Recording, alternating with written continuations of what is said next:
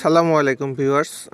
এটা হলো করলার চারা, যে ছোট করলা আছে, গোল করলা বলি, হাইব্রিড গোল করলার চারা। আমি মূলত আমার নিজের বাসাতেই চারা বীজ কিনে নিয়ে এসে চারা দিয়েছিলাম। এই চারাগুলো দিয়েছি প্যাকেটে, এইগুলো যে ছোট পলি প্যাকেট আছে, ছোট পলি প্যাকেটে দিয়েছিলাম। চারাগুলো খুব সুন্দর হয়েছে এবং আরও কিছু চারা আমি ট্রেতে দিয়েছি। সেই ট্রের চারাগুলো এই যে এই চারাগুলো হলো ট্রেতে দেওয়া।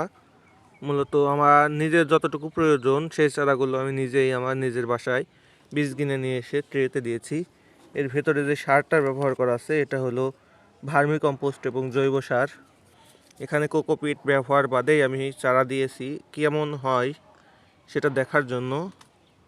তো চারার গ্রোথ আলহামদুলিল্লাহ অনেক ভালো।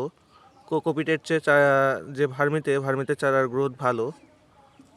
তো কিভাবে কেমন কি হয় সেটা আপনাদেরকে জানাবো।